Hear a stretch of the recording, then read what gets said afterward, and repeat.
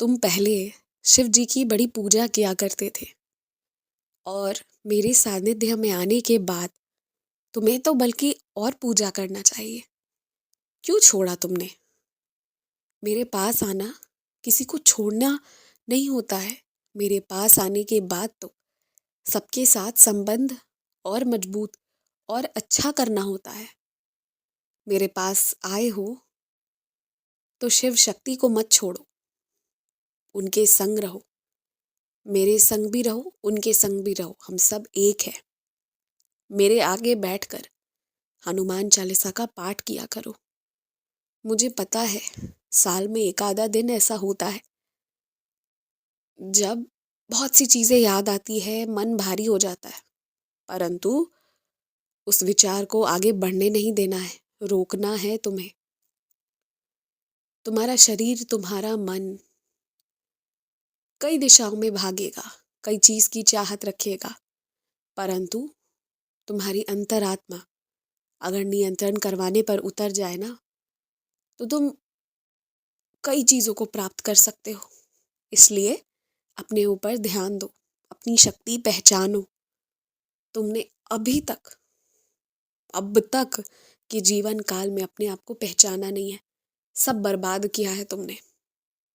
मैंने कितना आशीर्वाद तुम्हें दिया है, अगर तुम उसके 2 से 3% को भी उपयोग में ले आओगे ना, तो कहाँ से कहाँ रहोगे, इसकी कोई कल्पना नहीं है तुम्हें। पीछे मत हटो, पीछा करो, अपने लक्ष्यों का पीछा करो, हारो मत। सब देकर भेजा है मैंने तुम्हें, कुछ कम नहीं है तुम्हारे अंदर। मत सुनो किसी की बात, मेरी बात सुनो केवल। और एक बात कहूँ, जो ये तुम्हारा जिद रहता है कि बाबा आप मेरे घर आओ, मैं खरीद कर नहीं लाऊंगा। क्या तुम मुझे खरीद सकते हो? है इतनी औकात, है इतनी हैसियत कि कोई इंसान मुझे खरीद ले? नहीं, ये नामुमकिन है। मुझे कोई नहीं खरीद सकता। खरीदारी और बिक्री वाली चीज मैं नहीं हूं। मैं बहुत ऊपर की बात हूं। तुम्हारा जो ये जिद है ना कि कोई साई भक्त ही या कोई भी व्यक्ति ही जब तक मेरी चित्र, मेरा स्वरूप तुम्हें नहीं दे देता, तुम ऐसे ही रहोगे, तड़पोगे और मुझे भी तड़पाओगे। हम एक दूसरे से मिलेंगे ही नहीं जब तक कोई तीसरा इसमें हस्तक्षेप करेगा नहीं। मुझे ये जिद मंजूर नहीं है। मैं तुम्हारे घर आना चाहता हूँ।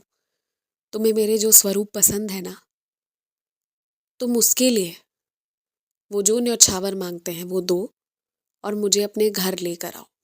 मैं तुम्हारे घर आना चाहता हूँ। तुम ऐसा नहीं सोचो कि अगर तुम अपने दम पर मेरे स्वरूप को लेकर आ रहे हो तो वो मैं आ नहीं रहा हूँ। ऐसा नहीं सोचो। मेरी तस्वीरें प्राप्त होना, मेरे स्वरूप प्राप्त होना निश्चित ही तुम्हें प्रसन्नता देती है, परंतु तुम वो खुशी अपने आप को स्वयं भी तो दे सकते हो। मैंने पहले ही कहा था, मेरे और तुम्हारे बीच कोई तीसरा नहीं आना चाहिए।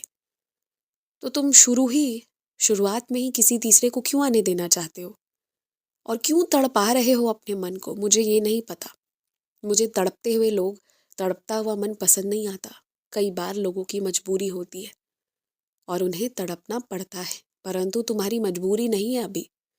तो जानबूझकर अपने आप को आहत मत पहुंचाओ अपनी खुशी की चीजों में। देरी क्यों करते हो? अपने लिए भी वही करो जो सबके लिए करते हो। अपने लिए भी हाजिर रहो। अपने आप को भी वो सुख दो जो सबको देते हो अपने आसपास। मैं तुम्हारे घर आना चाहता हूँ, मुझे लेकर चलो।